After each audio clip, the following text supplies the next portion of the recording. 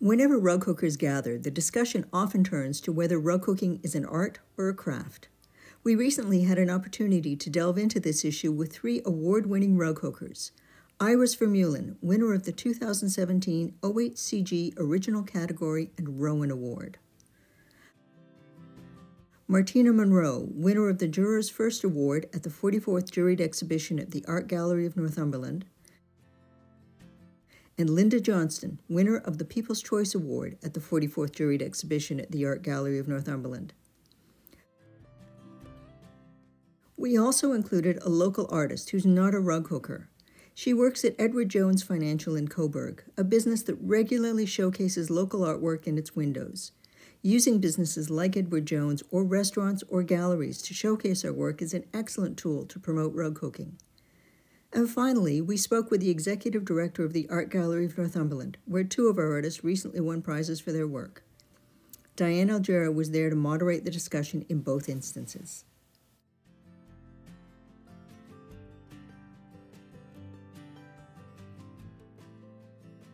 Before hooking, I was a painter, and I had numerous shows, and I entered juried art shows all the time. I was always inspired by landscape, rocks, trees, and waters for my painting, and my abstract art was inspired by close-ups, natural, and man-made objects.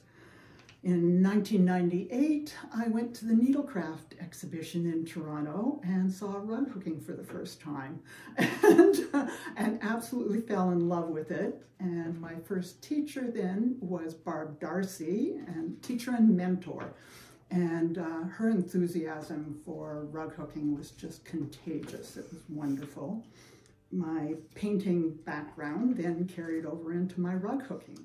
With painting, you're able to mix an unlimited number of colors, but with hooking, you have to really work at it, and even when you dye your own, it's a complicated process.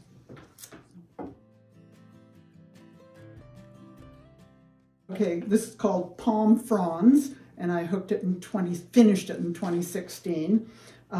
It won the OHCG first prize for the original design in 2017, and the Rowan Award, which is People's Choice. The rug's based on a photo that I took in Thailand, and I altered and enhanced the color, but the basic design was done with the camera. The wool is a mixture of recycled, purchased, and hand-dyed. I find the unusual format invites viewers to interpret and develop their own view of the piece, to question what is it, and to be engaged by it. Mm-hmm. My rugs often appear to be abstract, but they are based in reality. I've done textile arts of one form or another ever since I was little, and I had a really long career in knitting, and I started knitting pictorial things and doing abstract things that weren't necessarily clothing and that. And about 10 years ago, I was introduced to rug hooking by a friend of mine who lives in Newfoundland. And I realized that with the same product I was using to knit with, I could actually paint with it. I could say maybe the Newfoundland Guild. Yeah. You know, like they were sort of my original mentors, and they encouraged me to do what I wanted. Jennifer was also somebody that used traditional fabrics a lot of the time. She would use stitching a lot in her things. She would use beads, and she would use all of this other stuff. So I found that that was really a good introduction. I decided what I was going to retire into was being an artist, and my main form choice of technique was going to be rug hooking. Once I've gotten into rug hooking, I now have started to combine everything that I've learned. Now I kind of start with the base of rug hooking, but then I use whatever it is I feel like I need to do to make a piece say what I want it to say.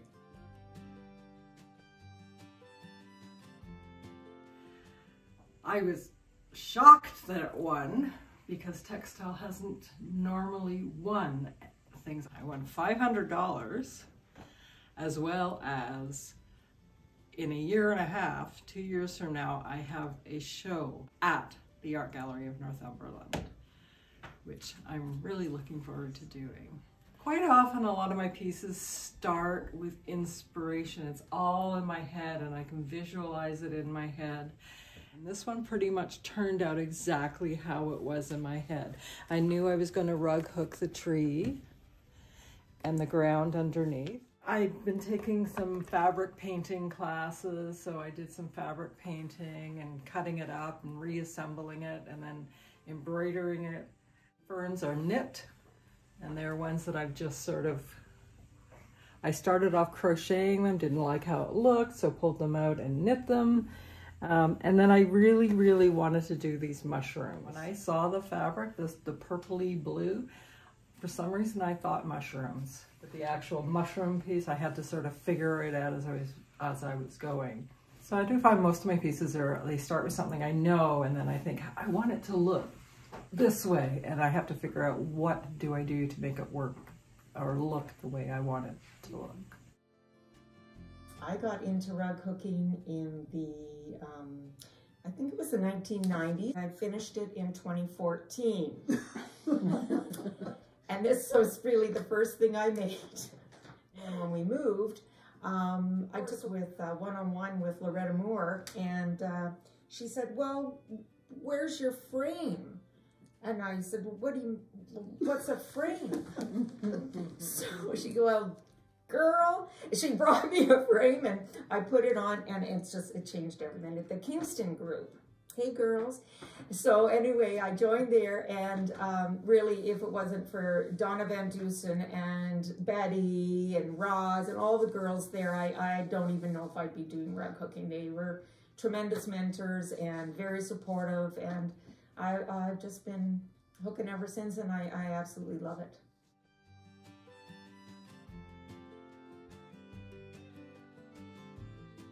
This little piece, Small and Mighty, won the People's Choice Award at the 44th Annual Juried Show at the Art Gallery of Northumberland.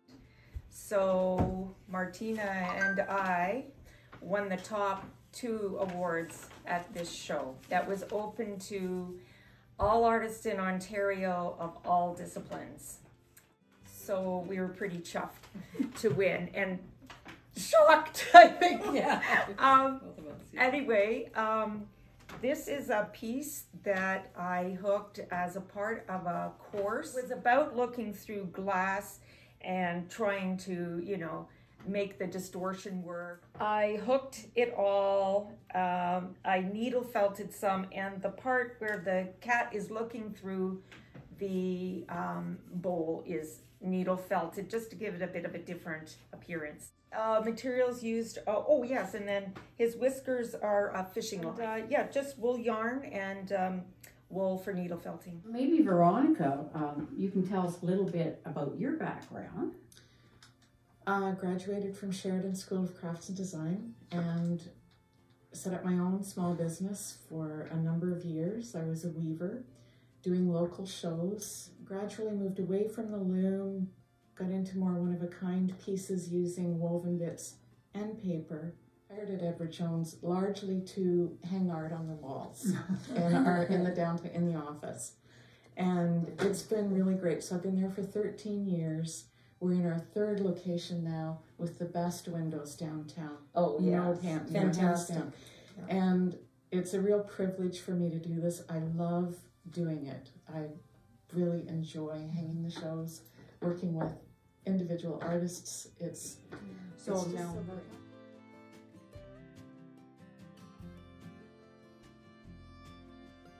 Women traditionally did textile arts. They were textiles for the home that were decorative. Families couldn't afford art. A lot of the women made the art for the home. Yeah. So domestic arts is a real key phrase there. It's historic. And there's just such a crossover now between craft and art. But anything that comes from the heart that is unique and individual, like all of these, you've made them your own, you're expressing yourself. Yeah. And that's art. Even for the craft, you have to make decisions. So you you decide on your color, you decide on the pattern, you decide on the width of the wool. And every time you pick up a piece of wool, you are making an artistic decision. And I agree that it starts out as a craft because you're learning a technique or several techniques. And that part of it is definitely a craft. If you're somebody who takes your own ideas or even somebody else's ideas and adapts it to be something else, changes colors, do all this stuff as you were saying, then you are making artistic decisions. And So- you know, even if every person in a group gets a kit, It'll be all They'll all be different. Yes. everyone is totally different. You can't believe that Yeah. that all, you know, evolved from one pattern. I've never bought a kit that I've not changed Yeah. in Yes. some way. Yes. I've always changed it. I think craft and art used to be very distinguishable. Yes. And I think in more recent years, they've become less distinguished. The lines are muddy. And the lines are muddy. And art was thought of as painting and something that had no actual use, but just Right. hung on the wall for beauty and Yeah. for beauty's sake or whatever it meant to the It didn't the have buyer. a utilitarian use. Right. I think that it's important for us to get our pieces out into places like galleries and shops and places where we can exhibit them as art so they are more thought of as art.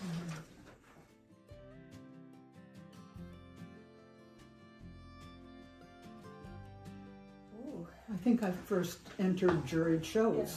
And so juried art shows for rugs, but for my paintings I entered juried shows and won a few prizes and felt that, yes, I am an You're artist. validated. Right. Validated. I was Right. validated. Yeah. And after that, I was brave enough to have my own solo shows.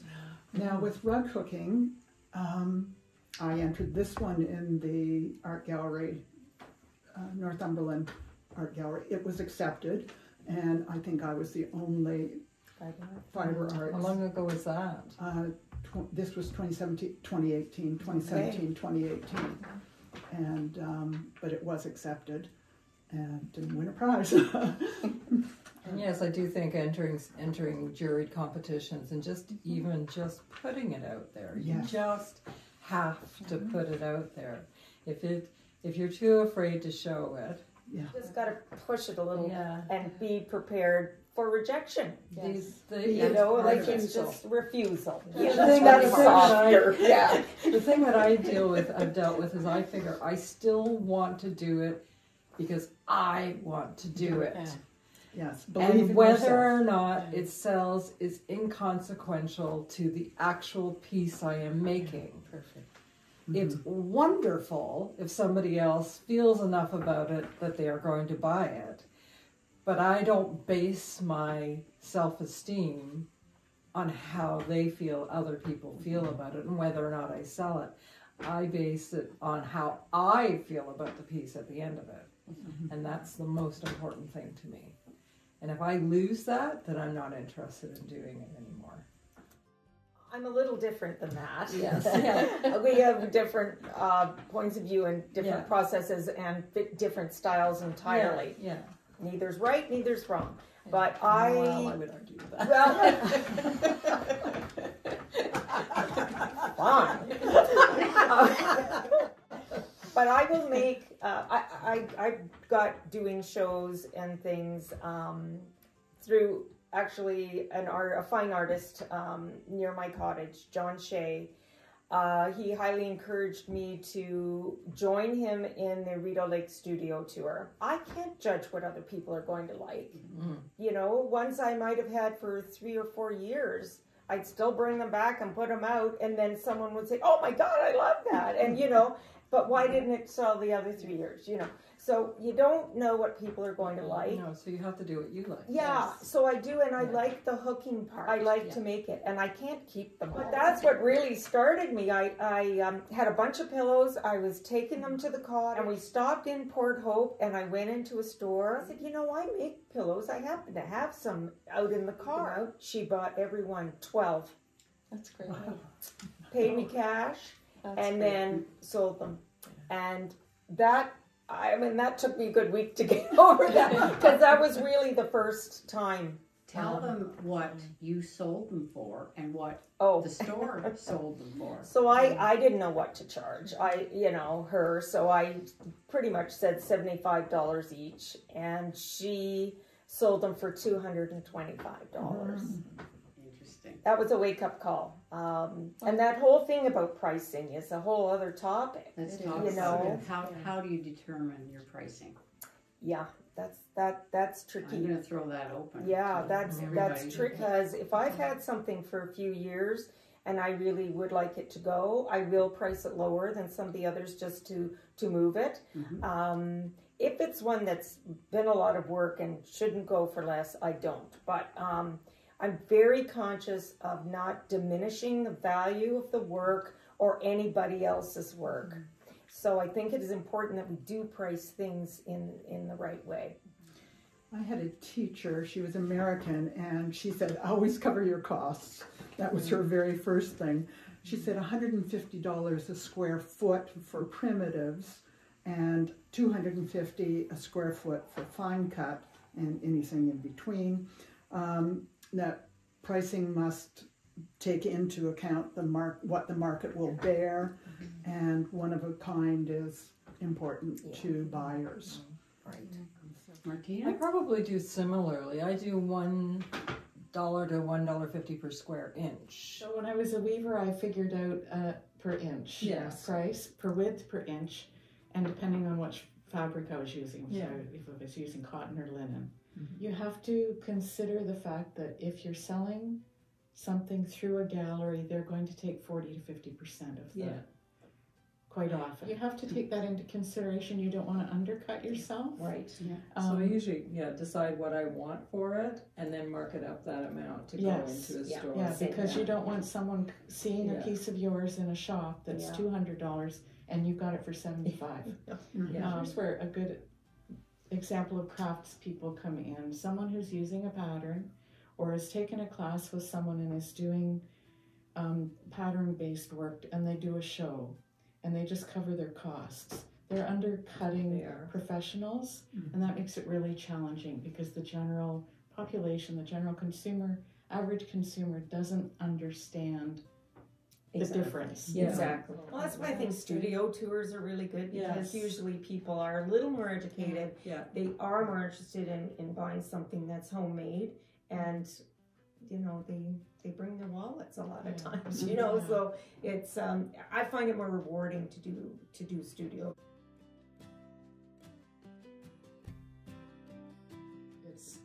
So It's just now so great. Northumberland Rug Hookers recently Yes. had a window display Last at fall. Edwards Jones. Yeah. And can you give us an idea of how the display was received and comments about it? Beautifully received. And I found this over the last few years when we've had anything textile in the windows, it draws people in like there's a vacuum. People identify with fiber art. It's a nostalgic thing. It's a tactile quality, even if you can't touch it. It's warm. Your show was in the fall, winter, so it was leading up to Christmas. There was a beautiful homey feeling about it. People came repeatedly. They lingered. Exclamations of delight. I don't work at the front of the office any longer, so I can't hear all of that. But it was always very, very positive. Just smiles, huge smiles. People knocking on the door to ask about pieces. And I understand you got a lot of hits on your website. Yes. Jennifer's, the hits increased by 153%. Amazing. And we have new members. And That's so We good. had Wheat Street, Yeah. and they were working women, but Good. they just had to drop in and to Good. visit and see where these Oh, that's pieces so were great. coming from, Yeah. It was- That is really exciting. So it puts about, they had no idea about Yeah. rug hooking and if there was anything like this in the area. Yeah. They are working, but it puts that, bug in their ear It's that exposure. we're, It's all that, exposure. that we exist, and they may not be able to do it right now. No. but at some point they may. The seed has been planted. The And we seed do has have the night hooking group for Yeah, that reason. That sounds Yes, we Yes, do the have night some- hookers. Yeah, we do have the night hookers. The night hookers, yeah, Tuesday nights for people that work or just Yes. can't come through the day, and that's been Yeah. quite We successful. do, yeah. A few days later, Diane Algera visited with Olinda Casimiro, Executive Director of the Art Gallery of Northumberland, to ask some similar questions. We are a public art gallery, a Category A designated institution, and we have a permanent collection of about 1,400 works, continuing to grow. We showcase 6 works in this space, actually, of rotating community and province-wide artists, and we also have a space for our permanent collection that we rotate about 5 times a year. Yeah, right. So the juried show, it's actually my favorite show of the year.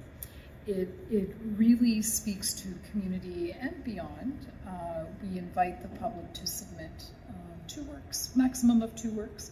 We encourage 3-dimensional works as well. It's been ongoing here at this gallery for 45 years.